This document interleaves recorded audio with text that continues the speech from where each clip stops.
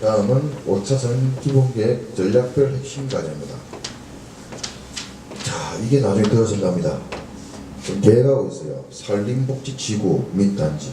제가 임야가 보물이라 하는 이유가 여기서도 나옵니다. 주거를 여기다 넣겠대요. 향후에. 그럼 시범단지로 걸리는 임야는 대박이겠죠.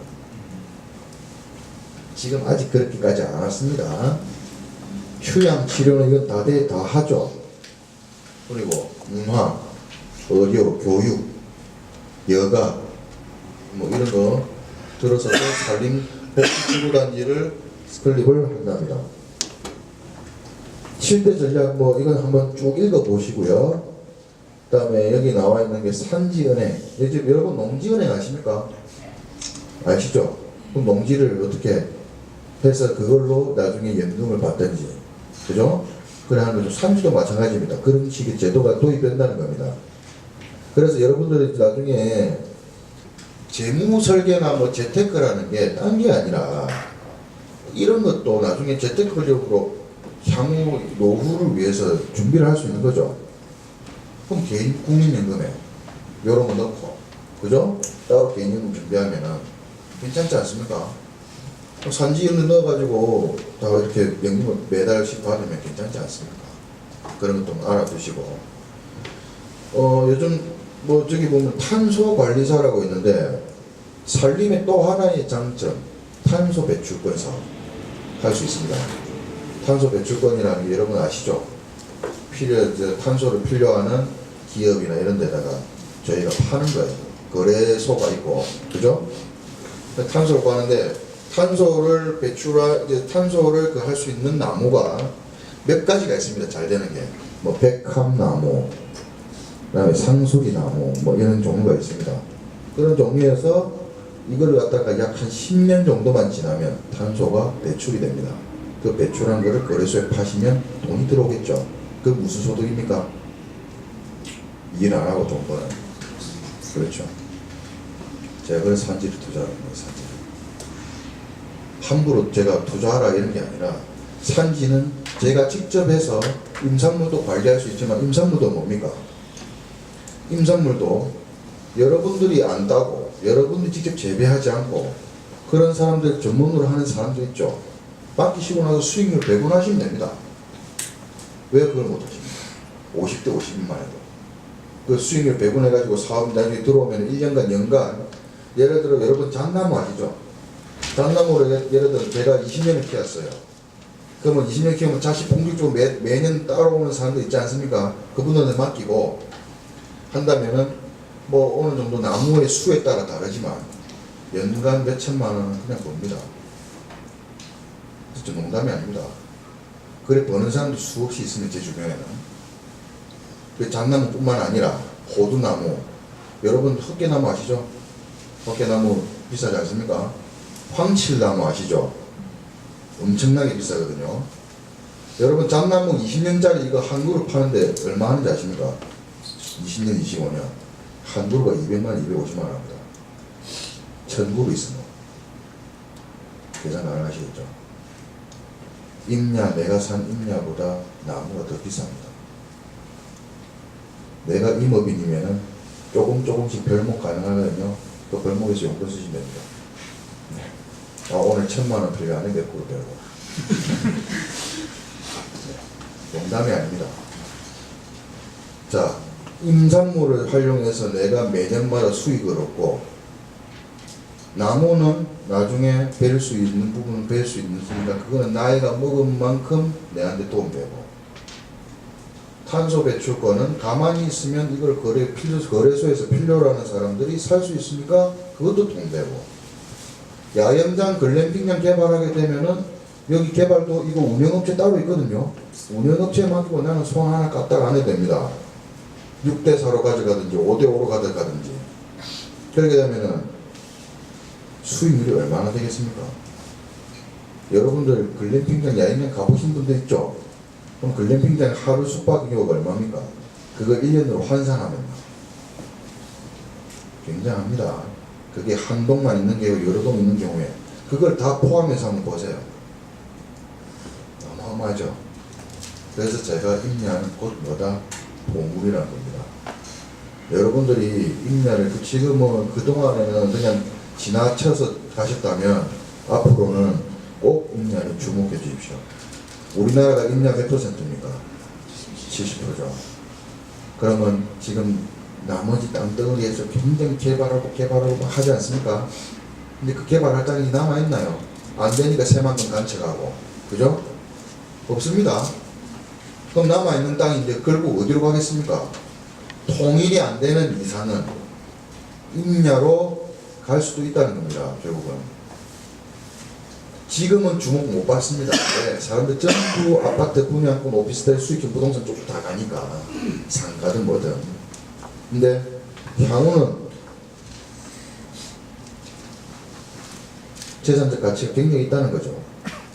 그거를 제가 오늘 솔직하게 말씀을 드리고 싶어서 두 번째 강의 시간 넣었습니다.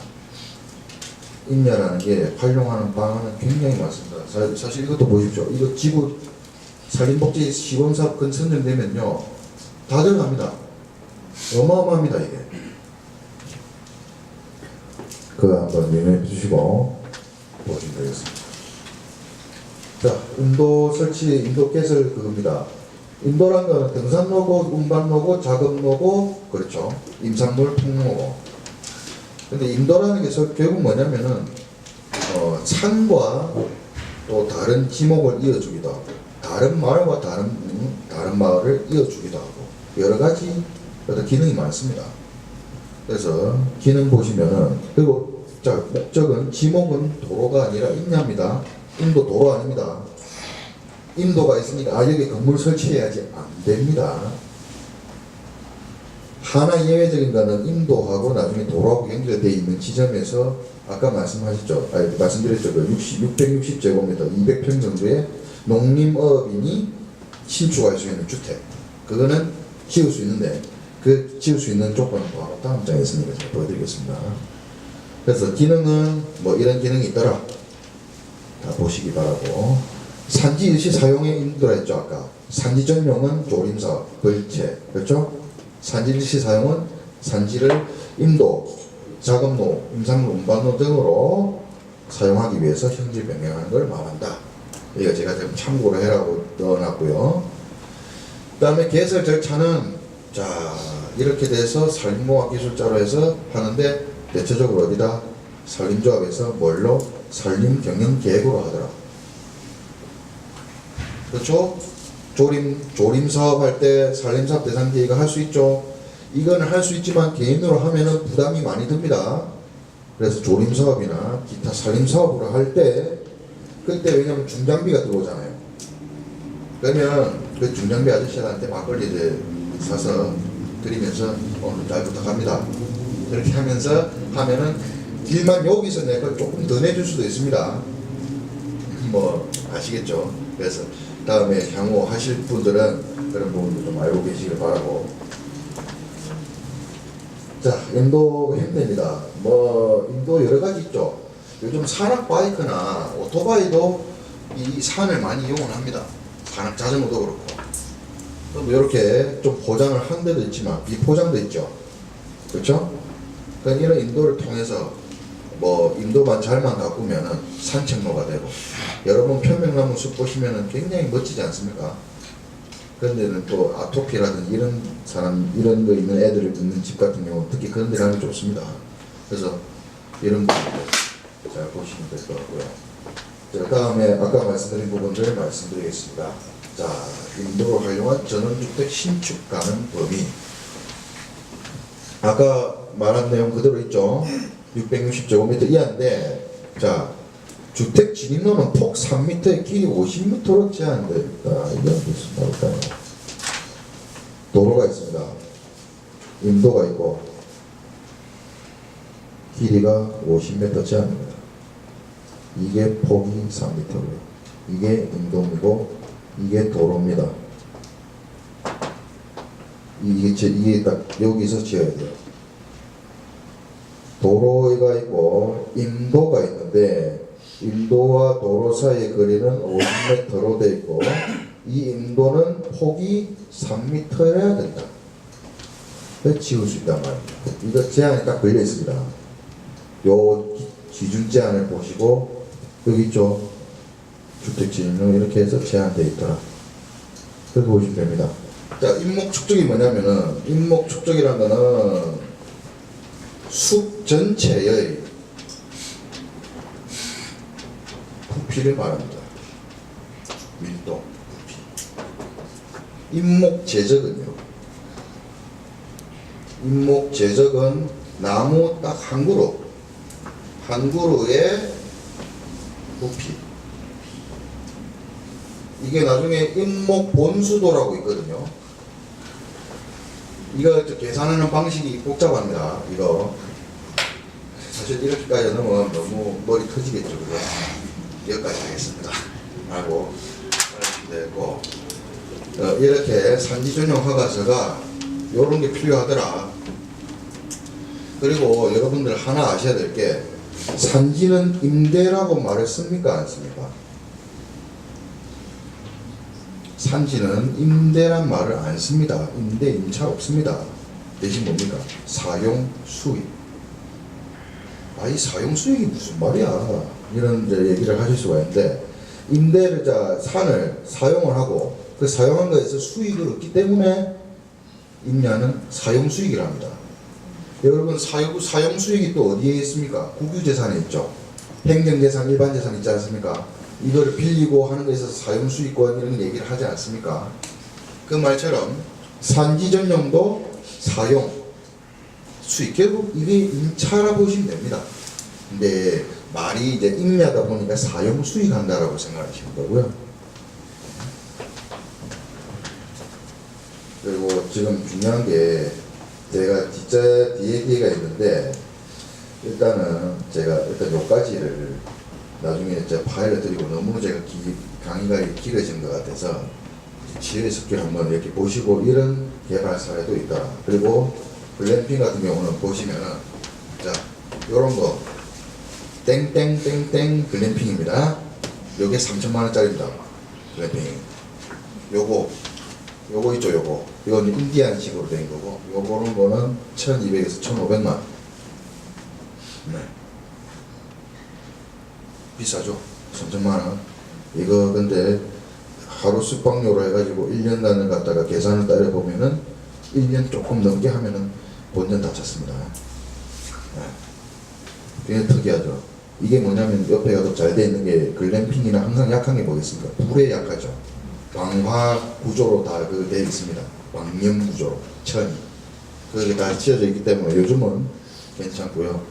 이렇게 보시고 왜냐면 시간상으로 해서 바로 다이렉트로 갈까요? 4시 반까지이기 때문에 다이렉트 바로 가도록 하겠습니다. 그러면 다음은 부자철에 대해서 말씀드리겠습니다. 자, 부자철 보시면은 행정계획을 통해라 무조건 부자철을 파가자. 행정계획을 통한 부자철 찾는 요령 4가지가 있는 창원부자철은 어딘가에서 보시면은 우리나라 국토계획이 이래 되어 있습니다. 국토종합계획, 도종합계획, 시군종합계획 이렇게 되어 있죠. 요까지는 다들 아십니다. 3개는. 요거를 모르셔요. 이거를. 부분별 계획이 뭐 있는지. 광역권이 뭐입니까? 아까 광역권 제가 설명을 안 드렸죠. 아까 광역권 설명해서 뭐라 했습니까? 동남경제권, 동남권의 거점 도시가 창원, 부산, 울산이라 했고 그거를 연결하는 핵심 기간 철도가 부산, 울산, 그 다음에 부산, 마산, 옥선전철이라 했죠. 이게 광역권 계획입니다. 그 다음에 초광역권 계획이라는 게 따로 있거든요. 그게 뭐냐면 서해안권, 동해안권, 남해안권 계획을 초광역권 계획이라고 합니다. 적정지역 종합계획은 어디겠습니까? 철원, 휴전선 근처, 향후 통일이라든지 그런 걸 대비해서 만든 계획을 적정지역 종합계획이라고 합니다. 수도권 정비계획은 수도권 쪽에 있는 정비계획이겠죠. 그 다음에 특정지역 개발계획은 이게 이제 섬, 특히 독도나 울릉도 이런 쪽을 위시한 개발계획이라고 보시면 되겠습니다. 부분별 계획은 말 그대로 이거는 지역적이고 맞잖아요. 이건 부분은 뭐냐? 교통, 철도, 도로, 항만, 공항. 아까 말씀드렸던 김해공항이 왜 리뉴얼이 발견이 된지 아십니까? 공항 계획이 다 있거든요. 저는 그걸 보고 이전에 미리 벌써 파악을 하고 있었습니다. 그런데 말씀을 드렸는데 안 믿으시더라고요. 될 거라 생각합니다. 근데 결국 그 분께서 나중에 저를 따로 찾아오셨습니다. 미안하다고 했습니다. 근데 제가 미안할 뿐이 아니고 돈을 그만큼 잃으셨으니까 안타까웠는데, 근데 그래 보시면 되겠습니다. 그런 계획들이 있더라. 그리고 국토종합계획은 도종합계획이나 시군종합계획에서 기본이 되는 계획입니다. 그래서 국토종합계획에 이제 지금부터 보실 때 어떤 방향성을 가지고 있는지, 이게 곧 투자처랑 어떻게 연결되는지 보이겠습니다. 자, 국토종합계획 수정 틀에 보시면 비전이 뭐라고 되어 있습니까? 딴 거 보실 필요 없습니다. 글로벌 녹색 국토, 녹색. 녹색 이꼴 철도입니다. 아시겠죠? 여기 녹색 국토 나와 있죠? 추진 전략에 또 보면 녹색 교통이 나와 있습니다. 이거 왜 이렇게 나와 있는지 아십니까? 녹색. 우리나라가 기존엔 도로교통망이었잖아요. 철도가 그렇게 중요하지 않았습니다. 그러나 지금은 이제 철도 시대입니다. 앞으로 고속도로만 지나가는 데는 별 의미 없습니다. 철도가 지나가는 데랑 고속도로랑 같이 지나가야 의미가 있습니다. 그렇게 알아두시면 되고, 여러분들 그 인천 송도에 뭐 있습니까? 인천 송도에 이게 왜 녹색 나왔냐면, 인천 송도에 GCF라고 있습니다. 이게 녹색 기후 기금이거든요. 이게 지금 들어와 있습니다. 국제 기구가. 이게 들어오면서 우리나라가 뭐가 됐냐면은 녹색 성장 거점 국가가 됐습니다. 근데 이거의 특징은 또 뭐냐면은, 녹색 성장 거점 국가가 되면서 특징이 뭐냐면은, 첫 번째, 탄소 배출 어떻게 하겠습니까? 내루거나 없애겠죠. 두 번째, 친환경, 그죠? 세 번째, 이거는 제가 말로써 바르게 설명을 드리겠습니다. 에너지 효율화 등급. 에너지 효율화 등급에 대해서 언급합니다. 효율화 등급이 뭐냐면은, 여러분, 저는 사실 아파트에 대해서 이렇게 투자해라 저렇게 투자해라, 아파트에 대해서 막 그렇게 얘기를 드리는 부분은 아닙니다. 근데 여러분들께서 전세를 사시든 새 집을 사시든 앞으로 이 부분 때문에 이사를 조금 자주 가셔야 될 것 같습니다. 뭐냐 말이냐면, 저 에너지 효율화 등급이라는 거는 10년 이상 된 아파트 있죠. 이게 1등급부터 5등급까지가 있는데, 10년 이상 된 아파트 등 그런 아파트들이 4, 5등급으로 위치하게 되고, 새로 지어진 아파트들은 1, 2등급으로 위치하게 되면서 전기, 그 다음에 도시가스, 이제 도시가스 한번 들어갈 겁니다. 도시가스 이런 부분을 4, 5등급이 내는 거를 1, 2등급이 내야 될 걸 4, 5등급이 내게 만드는. 그럼 나중에 헌 아파트들 어떻게 되겠습니까? 관리비가 어마어마하겠죠. 그래서 제가 사실 제 주변 안에 이렇게 말합니다. 5년마다 이사를, 신축으로. 네, 그런 말씀 드립니다. 근데 여러분들께서 이거 좀 유념해 주셔야 될 게, 요게 지금 피부로 안 와될지 몰라도 향은 굉장히 와닿을 수 있습니다. 그래서 그렇게 말하고, 여러분들 혹시 액티브가 아시죠? 뜻이 패시브. 액티브는 적극적이고 공격적인 전략 아닙니까? 패시브는요, 지키는 거죠. 액티브가 그러면 전략이 어떤 거겠습니까? 액티브, 만약에 액티브에 대한 액티브 주택은 뭐겠습니까? 어떤 주택이겠습니까? 예를 들어 바깥에 있는 차가운 공기와 더운 공기를 안으로 들여오게 만드는 게 액티브 주택입니다. 그럼 패시브 주택은요, 안에 있는 차가운 공기와 더운 공기를 밖으로 몸 빠져나가게 지키는 거죠. 이게 결국 뭐랑 연결되겠습니까? 에너지 효율화랑 연결될 겁니다. 그러니까 이런 주택들이 앞으로 뜨겠죠. 그리고 여러분들도 아시다시피 요즘 아파트 소재가 어떻습니까? 친환경 소재 많이 들어가죠. 건축비에. 그리고 뭐 풍력이라든지 태양력도 이미 들어가게 돼 있고, 그런 부분들도 굉장히 신경 많이 씁니다. 이런 주택의 어떤 흐름을 이런 기후 기금이 들어옴으로 인해서 이렇게 진행되어 오고 있다는 거. 그래서 앞으로 여기에 뭡니까? 덧붙여서 철도. 철도가 중요한 거예요. 더 이상은. 자, 보겠습니다. 국토재 경쟁력 제고를 위한 지역 특화 및 광역적 협력 강화에서 대외개방적국토 형성을 한다. 두 번째, 아까 말씀드렸죠. 5+2 광역 경제권 발전을 견인하는 도시권 육성을 한다. 5+2 중에 2는 어딘지 아십니까? 강원권하고 제주권입니다. 이 5+2는 5는 산업을 말하는 거고요. 이게 경제권이 뭐냐면은 예전에는 뭐와 뭐의 그 경쟁이었습니까? 국가와 국가 간의 경쟁이었죠. 지금은 광역도시권 대 광역도시권끼리 경쟁입니다. 이렇게 바뀌었습니다. 지금 뉴욕권, 도쿄권, 오사카권, 상해권, 그 다음 북경권, 런던, 파리 다 있습니다. 그리고 메가시티 리전이라 해가지고 1000만 명 이상 되는 어떤 인구를 가진 메가시티의 리전, 위성도시까지 합쳐서 그거 결국은 광역도시권이라고 보는데, 참고로 서울은 생각보다 그렇게 순위가 높지는 않습니다만 앞으로 이렇게 경쟁력을 끌고 간다는 거예요. 그래서 이런 경쟁력을 끌고 갈 때 2는 그럼 나머지 2는 저기서는 2는 관광 쪽입니다. 강원도하고 제주는. 관광 쪽은 부동산에 있어서 크게 의미는 없습니다. 근데 5가 산업 쪽이랬죠. 그래서 산업 쪽에서 하는데 그 5 중에 하나가 어디냐? 동남권, 부산, 부산, 창원, 울산까지 돼 있는. 그래서 그 광역권 내에 거점 도시가 다 있죠. 견인하는 도시권 유수하는데 거점 도시가 다 있습니다. 거점 도시가 동남권은 창원, 부산, 울산입니다. 창원 기계공업, 부산 해양산업, 울산은 뭡니까? 자동차 조선이죠. 그렇게 발전시키겠다는 거고, 부산 쪽이 특히 뭡니까? 해양물류 중심지로 해서 그래서 부산 신항이 뜨는 거예요. 부산진의 경제자유구역도 뜨고, 부산 신항이 앞으로 컨테이너들이 다 완료가 되면은 제 생각에 물동량이 굉장할 겁니다. 그리고 저게 완성이 되면은, 부산 신항이 완성이 되면은 부산 아까 제가 말씀드리기로 지금 신항에 있는 그 종사자들이 근로자가 4,000명 정도라 했죠. 근데 완성이 되면은 종사자뿐만 아니라 유통 및 물류를 하는 종사자들이 5만 명 될 겁니다. 신항 기능도 파급이 큽니다. 세종시, 그 다음에 기업도시, 혁신도시, 그 다음에 국제 과학 비즈니스 벨트, 그 다음에 경제 자유구역,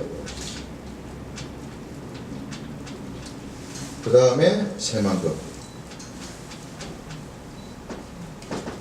몇 개 안 되죠? 이게 굵직굵직한 우리나라의 개발 사업입니다.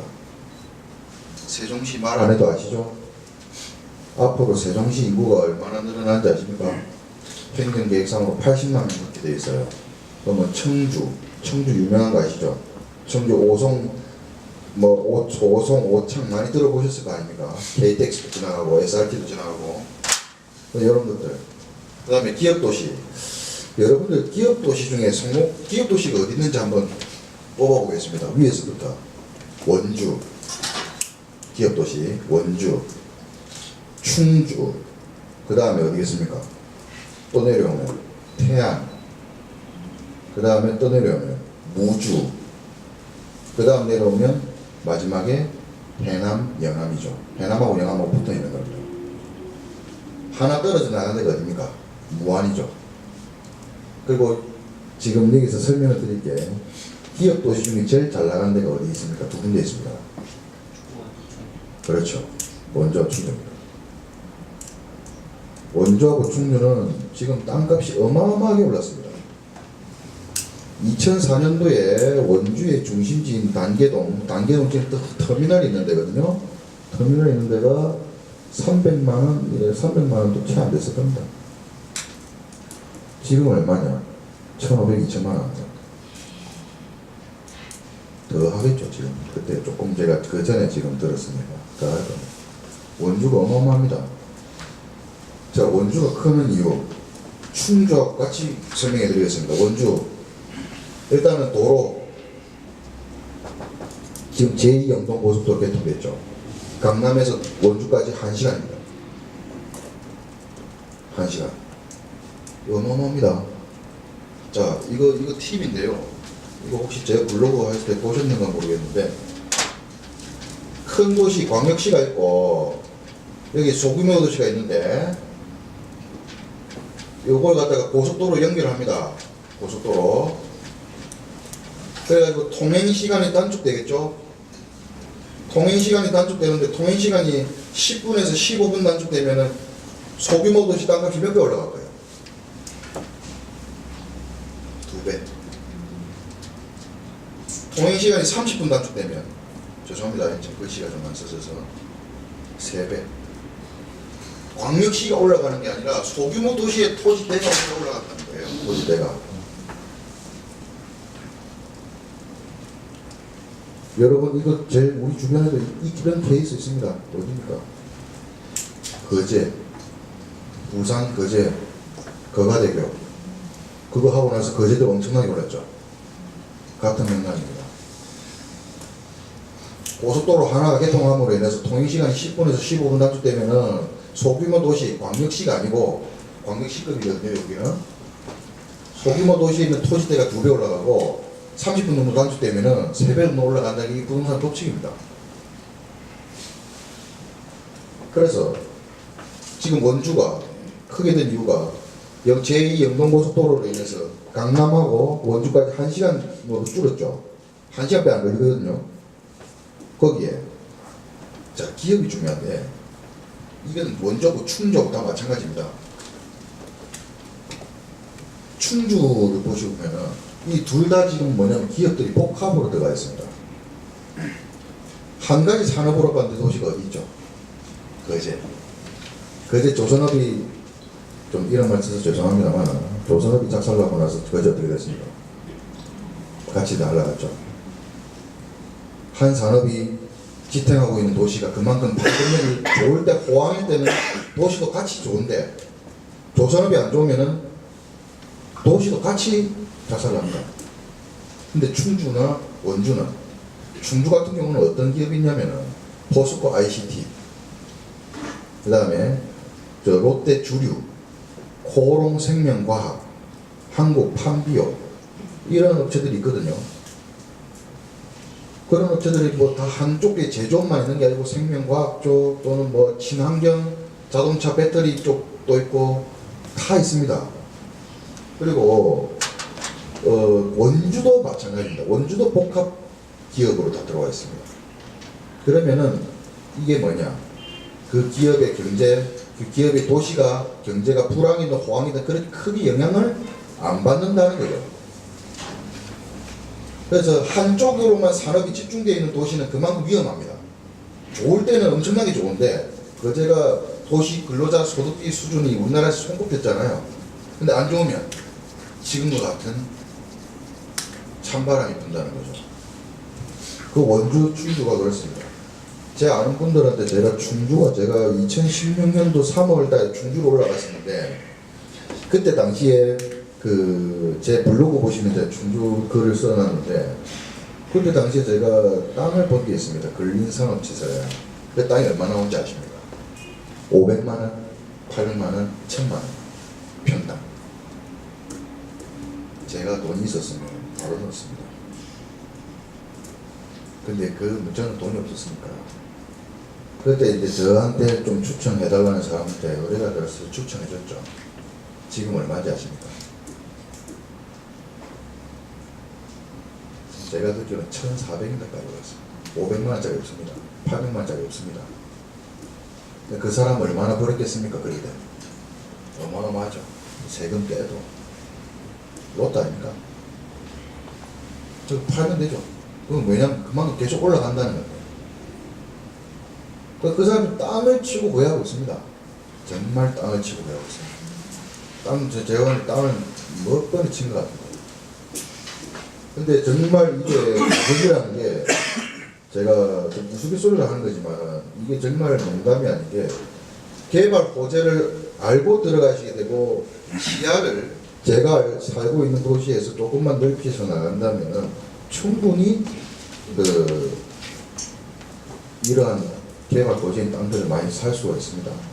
여러분들이 발품을 조금만 파셔가지고 관심을 한번 가져보세요. 정말로. 지금 새만금도 마찬가지입니다. 지금 우리나라에서 단일 최대의 사업이 어디입니까? 새만금도 있지만 부산진해 경제자유구역도 단일 최대 사업입니다. 명지국제신도시 있죠. 에코델타시티가 부산 강서 쪽하고 웅동, 남문, 두동 뭐 이런 데 있지 않습니까? 이거 다 합하면 2천만 평이 넘어요. 2,600만 평이 그렇습니다. 그래서 여러분들께서 근데 지금 나머지 이런 기업도시 충주나 원주가 성공한 반면 무주 작살났습니다. 태안 작살났어요. 해남 말할 것도 없습니다. 왜 그렇겠습니까? 이유가 없습니다. 여러분들이 꼭 아셔야 될 게 행정계획을 아신다면 행정계획만 보실 게 아니라 교통망을 무조건 같이 봐야 됩니다. 그 교통망도 뭐다? 도로하고 철도를 같이 봐야 돼요. 도로만 보면 절대 안 됩니다. 철도만 봐도 안 됩니다. 무주는 왜 그렇겠습니까? 고속도로 있는데 함양 울산 고속도로 함양 대전 통영 고속도로에 함양 지나가는데 산이잖아요. 산골짜기에 그 누가 들어가 있습니까? 안 되죠. 무안은요. 무안도 작살났습니다. 도로가 안 됩니다. 아무리 계획을 큰 걸 잡아놔도 안 돼요. 경제자유구역 우리나라에 몇 개 있는 거 아십니까? 경제자유구역에 제가 알기로는 38개인가 40개 가까이 될 겁니다. 그 중에 경제자유구역도 몇 개 살아남지 못할 겁니다. 왜? 교통이 받쳐주는 데가 없거든요. 한 가지 더 말씀드리겠습니다. 뭐 적으실 분은 제가 말이 빨라서 왜냐면 시간이 자꾸 없어져서 제가 말이 빨라서 있는 게 그 경제자유구역에 보면 강릉 밑에 옥계라는 데가 있습니다. 아시는 분 있으신지 모르겠는데 강릉 밑에 옥계라는 데가 있고 옥계에 보면 옥계 산업단지라 해가지고 경제자유구역이라고 칭해져 있습니다. 근데 그 경제자유구역이라는 의미가 뭡니까?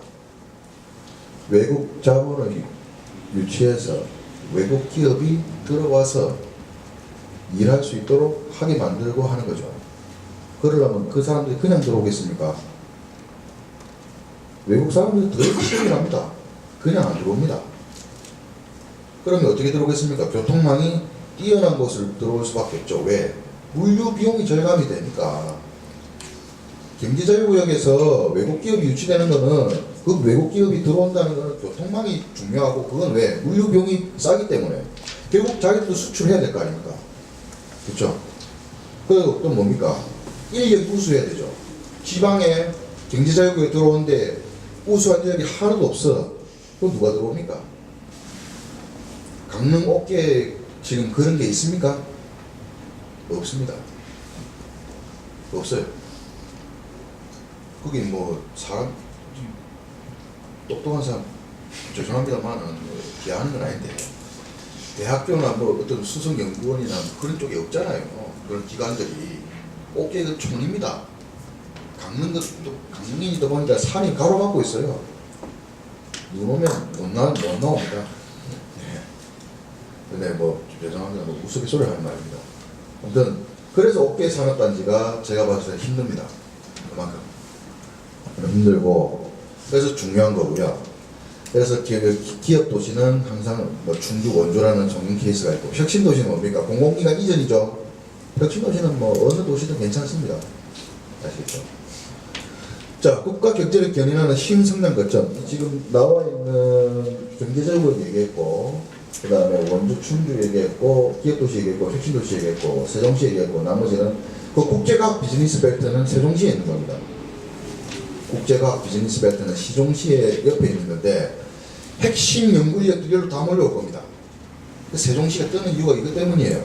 이게 뭐냐면 중이온 가속기. 이거를 갖다가 지금 개발하려고 하는 거거든요. 저는 중요한 가속기 전 잘 모릅니다. 저는 공대가 아니라서 그냥 그것만 알고 있습니다. 그래서 이걸 하는 거기 때문에 세종시가 앞으로 클 것이다.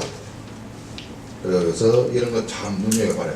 눈여겨보시고 세 번째 국가 경제를 견인하는 신성장 거점 했고 신성장 산업 입지죠. 네 번째가 자 우리가 앞으로 지금 창원도 그런데 신성장 산업 입지가 어디가 있겠습니까? 이거 네 개만 알아두십시오.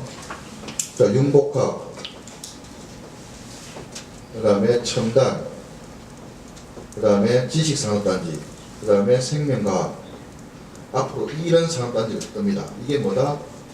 신성장 산업 입지 또는 미래의 신성장 동력, 신성장 동력 산업단지. 네 개 가시면 됩니다. 충주 뭐가 있습니까? 충주 첨단 산업단지. 원주 뭐가 있습니까? 지식산업단지. 그렇죠. 그래서 뜬 겁니다. 이게 이유가 다 있는 거예요. 이유가. 그다음 2번 넘어가겠습니다. 자, 이게 5플러스 광역 경제권입니다. 아까 보셨다시피 강원권하고 제주권은 뭐다? 관광. 나머지는 산업이죠. 산업. 그죠? 보시면 되겠습니다. 그래서 동남권에 보시면은 경남, 부산, 울산 이렇게 되어 있죠. 이렇게 되어 있고. 사진 찍으려 했습니까? 자, 쾌적하고 문화적인 주도시, 주거 환경 조성하자. 중요한 말 나옵니다. 컴팩트 시티, 광목형 압축 도시. 이거 이꼴은 TOD라는 말이 나올 겁니다. TOD가 있고요.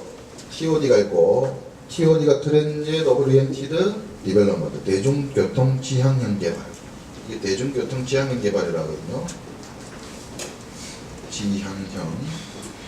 그 다음에 뭡니까? 방금 말한 압축도시, 컴팩트 시티 있죠. 이게 뭐냐면은 앞으로 역세권 위주로 개발하겠다는 겁니다. 그것도 어떻게? 고밀도로. 역세권 주변은 무조건 고밀도의 업무지구나 준주거지구나 산업시설이 들어오고 그 주변으로는 점점 내려오는. 나중에 사진으로 보여드리면 이런 구조죠. 이렇게 높은 빌딩이 여기 아마 있을 겁니다. 네. 높은 빌딩이 있고 고밀도가 뭐냐면 용적률 높다는 겁니다. 고밀도에서 점점 내려오죠. 중밀, 저밀, 그죠? 이런 형태가 될 것입니다. 그리고 여기 위에 보시면 이게 TOD의 전형적인 방향인데요. 여기 역사입니다. 철로고 역사인데 역사 주변에 이쪽이 뭡니까? 여기 지금 내려오시면 이거죠. 고밀복합지구. 그래서 중심사업, 고밀주거, 업무지구도 들어갈 수 있습니다. 이게 근데 반경이 굉장히 작습니다. 걸어서 충분히 갈 수 있는 거리입니다. 그리고 여기 뭡니까? 이거는 고밀복합지구죠. 역중심 400m 보행권. 400m 밖에 안 돼요. 그 안에 고밀, 높은 빌딩이 들어서고 주변은 뭡니까?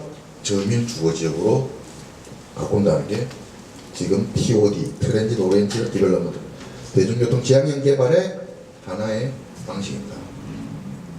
위에는 간선도로는 뭐냐면 4차선에서 6차선 도로가 지나가게 되고 이게 어디랑 어디를 연결합니까? 이런 TOD에 있는 여기랑 그 다음에 다른 도시랑 연결하는 거죠. 창원도 보면 비슷하죠. 근데 이 TOD의 개발 방식이 이런 개발 방식이 있지만은 창원에서 지금 추진하는 개발 방식이 있습니다. 요겁니다. 간동 역사형 개발. 지금 이게 좀 이 방향은 좀 틀어져 있지만은 이런 거죠. 지금 창원역이 창원 중앙역이 이렇게 있잖아요. 그럼 그 옆에 지금 이렇게 개발하잖아요. 그거랑 이거랑 좀 비슷하다 보십니까? 뭐 조금 다르게 방향만 좀 틀리다 보시면 되고 단독 역사형 여기에 여기 꼭 컨벤션 호텔 병원 이런 거 다 들어간다는 겁니다. 아시겠죠? 이게 지금 단독 역사형 저기 창원 중앙역에서 지금 현재 진행하는 방식입니다.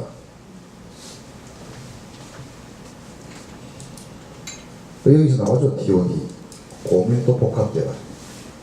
복합 환승센터란 말도 결국 뭐냐면 지금 창원도시기본계획의 교통망 계획을 보시면은 창원중앙역을 복합 환승센터로 만들겠다. 복합 환승센터 환승이 가능하다. 결국 뭐냐 광역급행버스 BRT 이런 거 있죠. 이런 거를 창원중앙역까지 분명히 설치할 겁니다. 향후에. 그래 되면서 나중에 그렇게 복합 환승센터 이제 타 도시에 연결하든지 창원의 각 지역별로 다 연결하는 그런 구조. 창원 중앙역이고 마산역도 이거거든요. 제가 근데 자꾸 창원 중앙역 하는 게 마산역도 되지만 창원 중앙역이 왜냐면 신설이 되잖아요. 새로 다 짓지 않습니까? 마산역은 새로 지을 수가 없어요. 왜? 옆에 그 다 오래된 건물도 어떻게 다 철거합니까?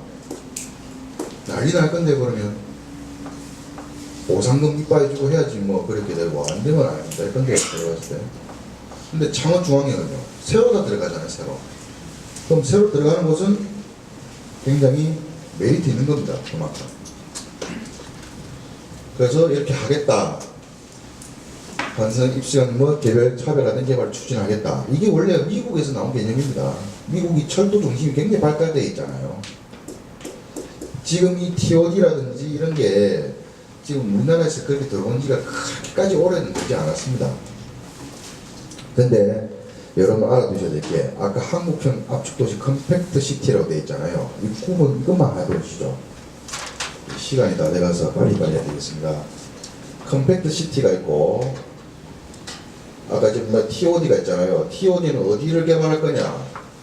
결국 이거 어디로 개발하냐면 KTX역이나 고속철도역으로 개발될 겁니다. 이런 방식으로 다 개발됩니다. 김천궁역 알죠? 신경주역, 포항역 이런 쪽은 지금 다 TOD 방식으로 개발되어 있습니다. 그리고 여러분들께서 알아두셔야 될 게 앞으로 중요한 노선이 어디냐면 여주, 경기도 여주 부발역이라고 있습니다. 부발에서 충주, 그 다음에 문경, 김천, 진주, 거제로 가는 이게 무슨 노선이죠? 중부 내륙 고속철도. 철도가 종류가 여러 개가 있는데 KTX가 300km급이고 고속철도가 200km급입니다. 그 200km급이 생기면 충주 아까 얘기했는데 충주에서 강남까지 버스로 지금 1시간 40분이지만 기차로 고속철도 연결되면 고속철도로는 1시간이면 강남까지 출발합니다. 아까 말했죠. 그럼 통행시간 단축되면 충주 확 올라간다. 그럼 고속도로도 그렇고 철도도 그렇고 마찬가지입니다. 앞으로 중요한 노선이 중부 내륙 고속철도 향후에 제가 따로 한번 다루어 드리든지 그렇게 하도록 하겠습니다. 아무튼 이렇습니다. TOD는 이런 역을 중심으로 가져갈 것이고 컴팩트 시티는요 지하철 전철. 이 컴팩트 시티가 내가 비슷한 개념인데 뭐냐면은 예를 들어 사거리에 있다든지 이런 사거리에 있는데 여기에 지하철이나 전철역이 생기잖아요. 그러면은 여기에 고밀도의 높은 빌딩들 들어선다는 겁니다. 30층, 40층. 이걸 뭐라고 하냐면 특별계획구역으로 지정을 할 겁니다. 처음에 특별계획구역으로 지정을 할 거고 이것이 나중에 어떻게 됩니까? 이 전체가 지구 단위 계획으로 가죠. 지구 단위 계획으로. 그리고 서울에 보면은 주거지 종합계획에 보면은 컴팩트 시티란 말이 또 나옵니다. 그때 뭐라고 나오냐면 낙후되어 있는 역세권에 개발을 우선적으로 가져가겠다. 그러면은 지금 서울에 여기 굉장히 많잖아요. 트리플 더블 해서 전문가라는 사람들 나와서 여기가 좋니 여기가 좋니 하면서 막 하지 않습니까? 근데 그 중에서 저평가된 거, 낙후되어 있는 거, 향후에 거기에 투자처로 또 올지 모른다. 이런 얘기잖아요. 알아두시길 바라겠습니다. 자, 이거는 포트 비즈니스 밴입니다. 우리나라 지금 부산진의 경제자유국에서 이렇게 진행하고 있죠. 그래서 국제산업 물류도시하고 복합도시 있고 김해 공항이 있고 공항 복합도시가 결국 에코델타시티하고 명지국제신도시일 겁니다. 물류 배역 신도시는요 신항만 쪽이랑 운동 그렇죠? 이런 쪽. 이게 두바이가 이렇거든요. 이 두바이 항입니다. 제벨알리 포트 존이고 여기는 제벨알리 인터내셔널 에어포트 국제공항이죠. 요 사이에 뭡니까? 두바이 로지스틱스 시티. 이게 바로 이런 개념이라는 거예요. 우리나라에 이런 경우가 두바이에 있어요. 송도, 인천에, 그 다음에 여기 어디입니까? 부산 진해 경제자유구역에. 여러분들 이런 것도 좀 알아두시고 아마 판단하시면 아 이것이 왜 개발을 할 수밖에 없는지 그렇게 이해를 가질 수 있을 겁니다. 자, 창원이요. 창원 3개의 도시 있고 3개 부도심, 북면, 웅동, 삼진이죠. 그러면 북면, 웅동, 삼진이 이래 되어 있습니다. 그래서 이거를 한번 보시고 나중에 제가 이거 자료를 아까 말씀하신 대로 그렇게 해드릴 테니까 그렇게 하시면 되고요. 자, 여기도 다 나와 있죠. 그래서 대도시권 차원의 직주 근접형 공간구조. 직주 근접이 무슨 말입니까? 결국은 직장 주거와 근접형으로 공간구조를 구축하겠다는 거죠. 그래서 저탄소 녹색 도시 역시 이루어진다고. 자, 이거는 뭐냐면 창원 국가산업단지가 확장을 한다는 겁니다. 확장. 왜? 창원 국가산업단지가 기계공업이죠. 그러면 지금 4차 산업으로 안 돼 있지 않습니까? 그럼 여기다 뭘 넣느냐? 13만 평 규모의 전기자동차, 전기선박, 에너지 관련된 업체를 넣을 겁니다. 여기가 어디입니까? 와나마이시하고 남지아이시죠. 여러분 저 불모산 터널 쪽 그 도로를 타고 가시다 보면 마창대교 가는 길에 요게 아마 이제 조감도입니다. 진행될 겁니다. 다음. 이거는 생활권별 인구 배분입니다. 여러분들이 행정 계획을 보실 때 생활권별 인구 배분 이거 꼭 잘 보시기 바랍니다. 어디가 늘어나있습니까? 2025년대로 북창원 43,000명입니다. 그죠? 13만 명. 어디입니까? 삼진, 진동, 진전, 진북, 진설합니다. 말이 빨랐어요. 그래서 이렇게 돼 있죠. 옹동생활권 많죠? 제가 왜 옹동하고 삼진하고 북창원, 북면은 어디입니까? 부도심이죠.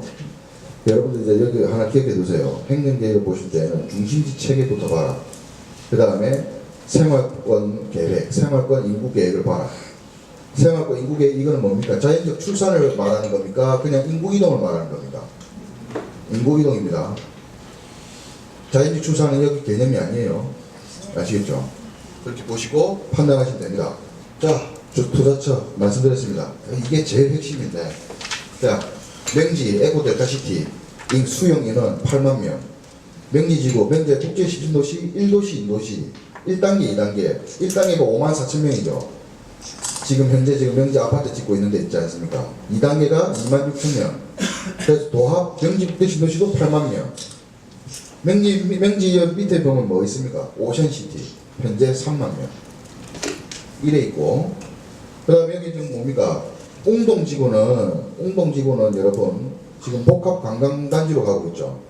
관광단지로 가고 있고, 남문이 그 배후 지역으로 가고 있습니다. 남문이 아파트에 좀 들어서고 있잖아요. 옹동지구는 지금 복합 관광단지라 해가지고 지금 골프장 및 지금 하고 있죠. 이건 관광 쪽입니다. 근데 남문지구는 일단 주거지기 때문에 배후 역할을 할 거예요. 그 다음에 두동지구는 뭡니까? 여기 뭐 보배 뭐 이거 동아대 캠퍼스 지구가 있고 보배 축지구가 있고 그런데 두동지구도 저는 괜찮다고 봅니다. 지금 여기서 창원에서 경제자유구역 이 창원 내에서 지구 중에서 그나마 괜찮은 인구 배분으로 관광이나 공업단지 빼고 남문, 두동 그 다음에 뭡니까? 신항만 배우, 신항만 부축 배우지. 여기 좀 아파트 단지 들어보고 할 거거든요. 좀 괜찮습니다. 근데 여러분은 너무 일희일비하지 마시고 항상 말했죠. 인프라가 갖춰질 때까지 일단 봐야 된다고. 명지는 어떻습니까? 명지는 사실 명지 하나만 해도 뭐 얘기할 게 많은데 명지는 일단은 국제신도시가 없습니다. 국제란 말은 결국 뭡니까? 국제학교 거리 떠나는 거죠. 그럼 국제학교가 뭐가 있습니까? K12 초등학교, 중학교, 고등학교, 유치원, 대학교, 대학원까지 우리나라에 유일하게 들어온 데가 명지입니다. 그래서 명지하는 거예요. 명지 국제신도시 그만큼 중요한 겁니다. 그리고 신항 북측 배후지역가 아까 말씀드렸죠. 신항이 나중에 북측 컨테이너, 남측 컨테이너, 서측 컨테이너 다 합하면 항만에 대한 인구 이동이 인구가 그 유통 물류 관련된 종사자만 해도 5만 명이 넘을 겁니다. 거기에 녹산공단 있고 옹동에 공단 있고 그 다음에 여기 다 공단이잖아요. 이 인구 굉장히 크다는 겁니다.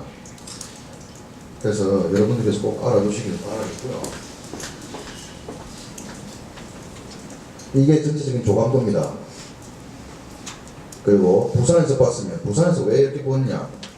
부산에서 보세요. 이것도 개발축입니다. 굵다는 거, 그죠? 개발축. 이게 제일 크죠? 제일 굵고 이게 어디로 갑니까? 장안 기장을 거쳐서 해운대 거쳐서 서면, 사상, 강서. 그리고 부산도시기본계획에 뭐라고 해야 하냐면은 이런 행정계획에다가 형용사적 어구를 잘 안 씁니다. 강력한 부도심을 강서로 키우겠다는 거예요. 해운대를 능가하는. 알겠습니까? 그래서 이렇게 나와 있습니다. 제가 동그라미 쳤죠. 강서 지역에 강력한 부도심 선정하겠다. 창원 어디입니까? 운동 쪽에 부도심 선정하고 있죠. 부산도 어떻습니까? 강서 쪽에 하고 있죠. 그 말은 부산 진해 경제자유구역을 그만큼 양 지자체에서 생각을 한다는 겁니다. 또 두바이 포트 비즈니스 밸리 구축하겠다 많이 나오죠. 제가 아까 설명드린 세계적인 항만물류 중심지 되겠다 나오죠. 다 나옵니다. 자, 제가 삼진 창조형 일반 산업단지를 넣었습니다. 삼진은 지금 제가 봤을 때 부도심이라 나오는 웅동 북면 삼진 중에서 제일 지금 느립니다. 근데 이게 사업기간이 이렇죠. 좀 느립니다. 뭐냐면 밀양 뭐 있습니까? 밀양 나노융합산지 산업단지, 그 다음에 거제 해양 플랜트, 그죠? 그 다음에 사천 항공우주 우주항공산업단지. 이 세 개 중심이 어디다? 여기다. 그래서 여기다가 그 세 개 지역에 들어가는 협력업체를 넣겠다. 그게 100만 평 이상 되잖아요. 아까 100만 평 이상 된다고 보셨는데, 아까 제가 4개의 산업단지를 얘기를 했는데, 삼지는 그 더군다나 부도심으로 키운다 했고, 현재 조금 진행 속도가 더디면 있지만, 이게 들어오면 틀리다는 거죠. 제가 봤을 때.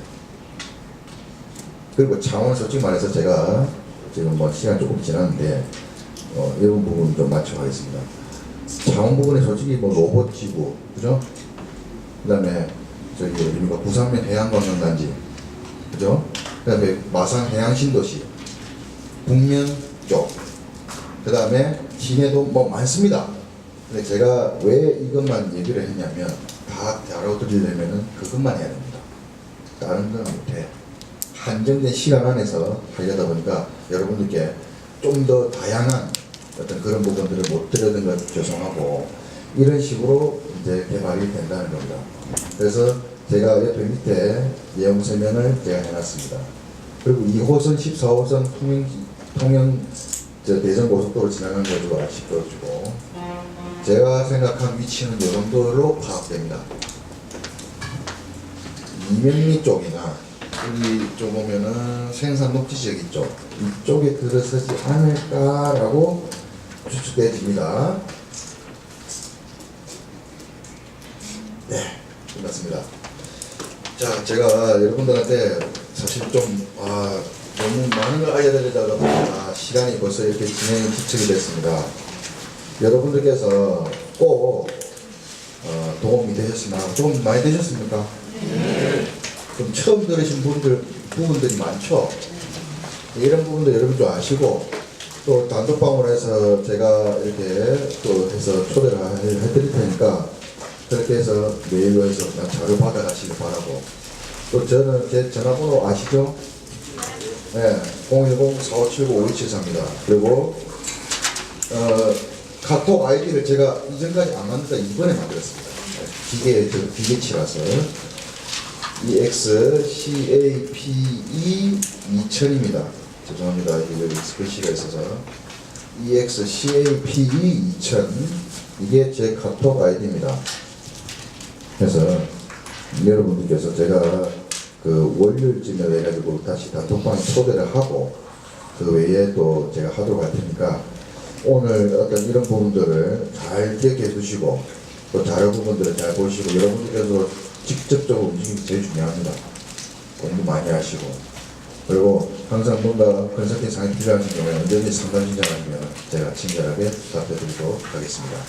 오늘 귀중한 시간 내주셔서 감사드리고요. 저 관리자님께서 나오셔가지고 오늘 그 부분에 대해서 좀 더 설명해 드릴 테니까 참고하시고, 이상 강의를 마치도록 하겠습니다. 감사합니다.